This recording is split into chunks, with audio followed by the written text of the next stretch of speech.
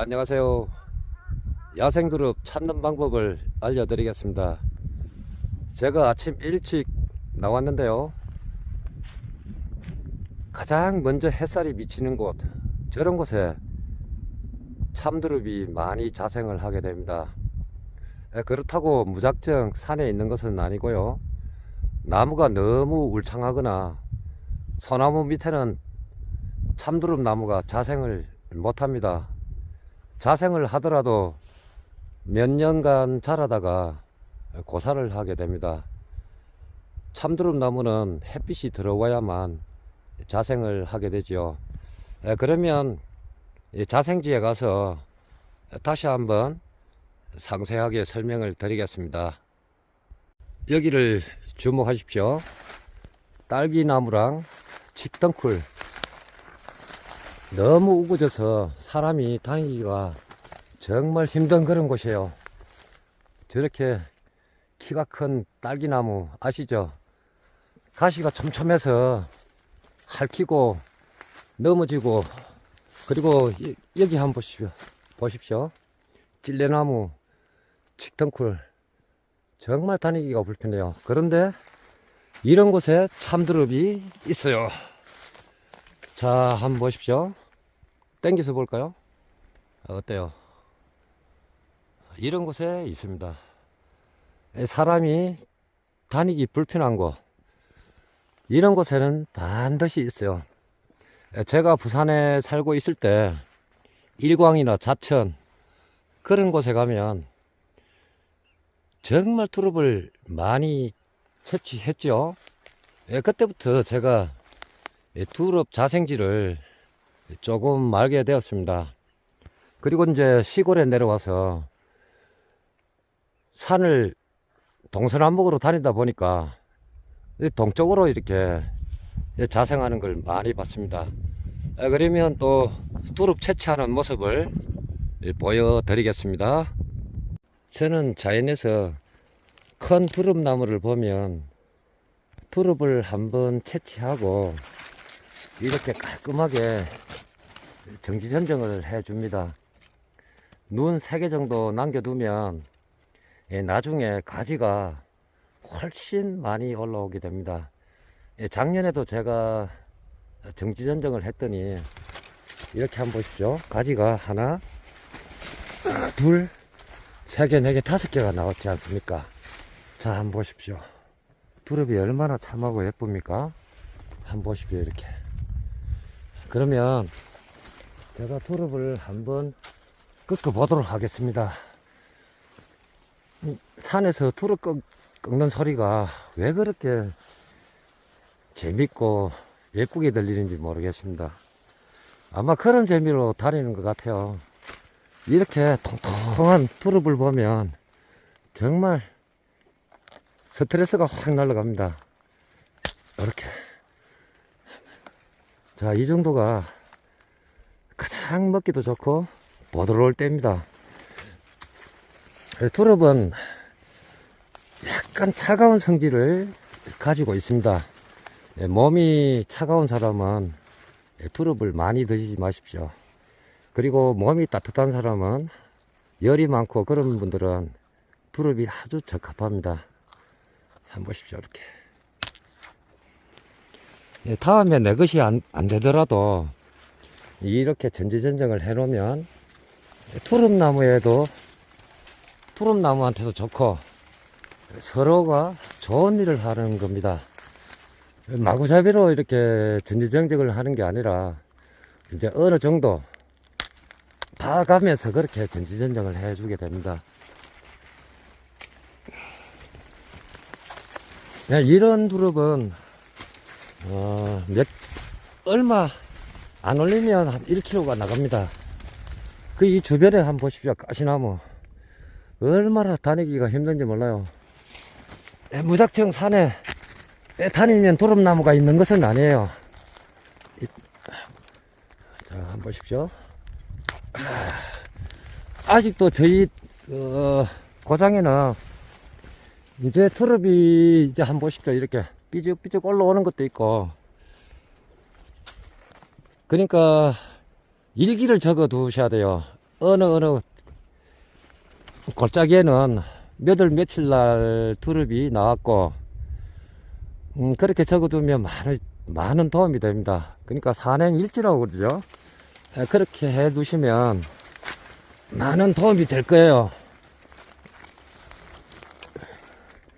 오늘 목표는 3km인데 그 정도 수량을 맞출 수가 있을지 모르겠습니다. 또 다른 곳에 이동해서 멋진 모습을 보여드릴게요. 옆에 있는 두릅나무를 한번 보여드릴게요. 이렇게 굵은 나무를 그냥 무방비로 이렇게 방치를 하게 되면 나무가 고사를 하게 됩니다. 위에 꼭대기 한번 보십시오. 이 두릅이 안 달리죠. 나무가 고사를 했어요. 그러면 고사를 했는지 안 했는지 껍질을 벗겨보면 알겠죠. 자, 맨손으로 한번 벗겨볼게요. 이 고사를 했습니다. 한번 보십시오. 하얀 곰팡이 있죠. 보십시오. 이렇게. 이 두릅나무는 항상 채취를 한 번을 하든 두 번을 하든 전지전정을 해줘야만이 두릅나무가 번식도 많이 되고 또 오래오래 살게 됩니다. 그냥 방치를 해버리면 어느 정도 키가 자라다가 반드시 고사를 합니다. 그것이 바로 이유고요. 전지전정을 함으로써 2배에서 3배, 4배까지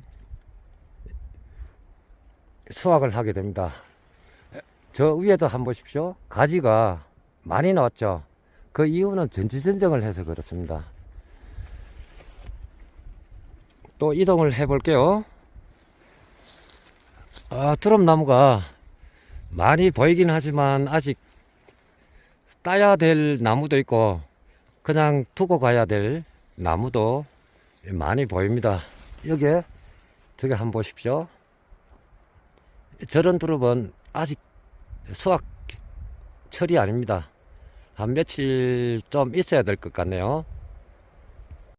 주변을 보시면 쓸모없는 나무들이 굉장히 많아요. 그래도 두릅나무는 이렇게 햇빛만 들어오면 자생을 하는데요. 여기도 한번 보십시오. 제가 깔끔하게 전지전정을 했지 않습니까? 재배하는 그 두릅나무랑 자생지에 있는 두릅나무랑 전지전정 방법이 틀려야 됩니다. 산에 있는 나무는 너무 짧게 전정을 해버리면 나무가 고사를 하게 됩니다. 이 뒤에 있는 나무들이 지금 울창하게 잎이 나오지 않습니까? 햇빛을 가리게 되면 이 나무가 고사를 하게 됩니다. 그래서 1m 이상 여기를 한번 보십시오. 순 하나, 2개, 3개. 햇빛이 들어오면 이 녀석들이 금방 이렇게 자라게 되거든요. 옆에 있는 나무도 한번 보십시오. 하나, 둘, 요 뒤에 보면 하나 또 있어요. 3개. 3개를 남겨두고 이렇게 해주면 내년에 제가 왔을 때 더 많이 또 딸 수 있습니다. 여기도 보십시오. 작년에 전정을 했더니 이렇게 통통한 두릅이 이렇게 달리지 않습니까? 이렇게 한번 보십시오. 자연에서 이렇게 굵은 두릅을 만나보기는 참 힘들어요. 특히 이제 양지 쪽에 있는 두릅이 이렇게 발달이 잘 되어 있습니다. 이렇게 끓을 때마다 뭐랄까요, 아름다운 소리라고 그러죠. 참 진짜 이런 맛에 산에 다니는 것 같아요. 자, 옆에 이렇게 보면 이 나무도 한번 보십시오. 전지전정을 안 하면 위에 하나만 이렇게 달랑 달리죠. 이것도 수고스럽지만 이 정도 1m 한 20, 30 그 정도 남겨놓고 여기 마디가 있지 않습니까? 한 마디, 두 마디, 세 마디 요 정도 전정을 해주면 나중에 내년에 가지가 3개가 나옵니다. 그러면 제가 다음에 채취를 하든 다른 사람이 채취를 하든 채취하기도 유리하고 2배, 3배로 딸 수가 있다 이거죠. 그래서 제가 자연에 다니면서 뭐 그냥 따면 되지 그렇게 생각하시는 분도 있지만, 자연한테 얻었으니까 저도 자연하게 배려를 해야 됩니다. 그게 원칙이 아닐까 그래 생각되고요. 또 어떤 분은 살아있는 나무를 왜 벨까 나쁘게 생각하시는 분도 있겠지만, 그런 분들은 생각을 조금 예쁘게 하시고 너그럽게 봐주시면 고맙겠습니다. 다른 쪽으로 또 이동을 해서 계속 보여드릴게요. 이 주변을 보십시오. 뚫고 나가기가 참 힘든 곳인데요. 투릅나무가 한 그루 보이길래 전정을 해 주려고 이렇게 왔습니다. 여기 보시면 한 마디, 두 마디, 세 마디, 네 마디 사이에 보면 이 눈이 있죠. 이렇게 하면 나중에 가지가 3개 이상 나오게 됩니다. 그리고 이 주변에 뿌리 때문에 투릅 그 나무가 또 형성이 되고요. 이 정지란 말은 여 위에 있는 나무는 이제 쓸모가 없다는 말이에요. 밑에만 이렇게 해주는 게 이제 정지라고 그럽니다. 전정은 쓸모없는 가지를 다듬어 주는 게 이제 전정이라고 그러고요. 정지는 톱이나 큰 뭐 전동가위로 탁 싹둑하고 이렇게 잘라내는 걸 정지라고 그럽니다. 그리고 여기 이제 한번 보십시오. 작년에 여기를 보시면 여기는 씨앗이 달렸던 녀석이에요. 씨앗이 달리게 되면 이 투릅나무가 투릅이 그렇게 좋지는 않습니다. 한번 보십시오. 여기 보면 작년에 분명히 씨앗이 달렸던 자리에요. 밑에서 나오지 않습니까? 그러면 이렇게 큰 편은 안 해요. 지금 이 상태. 그러면 이렇게 한번 또 꺾어 보겠습니다. 이 녀석 하나 잘해주고 또 다른 곳으로 이동을 해 보겠습니다. 여기도 한번 보십시오. 이거는 2년 전에 여기를 정지를 시켰습니다. 그랬더니 이렇게 나무가 굵어졌죠. 보면은 이렇게 새순이 항상 이렇게 나와요. 쭉 나오죠. 그리고 위에를 한번 보십시오.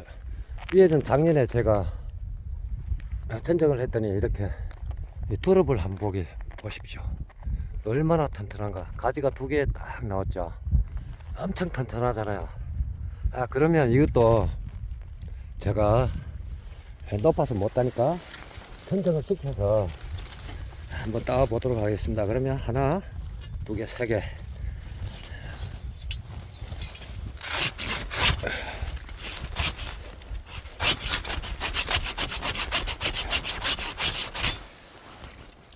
그리고 산에 있는 나무는 절대 낫으로 치버리면 여기가 갈라지게 됩니다. 여기가 갈라지면 그 투릅나무 죽어버려요.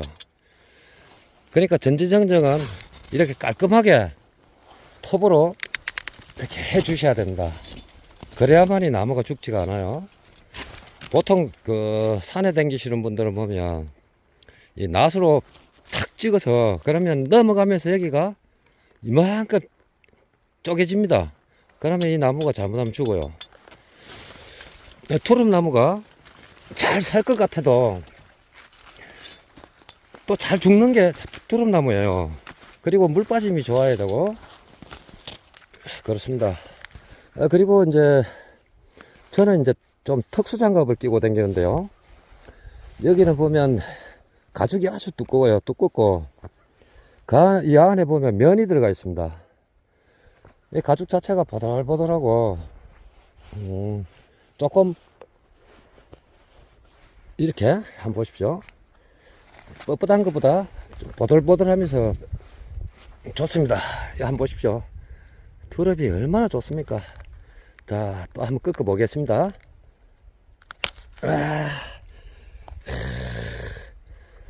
이런 투릅을 받아보시는 분들은 얼마나 기분이 좋겠습니까? 여기도 한번 보십시오. 대단하죠? 아우, 그러나 저나 여기를 어떻게 뚫고 나갈까? 그게 지금 이제 관건입니다. 여기 한번 보십시오. 가시나무 한번 보십시오.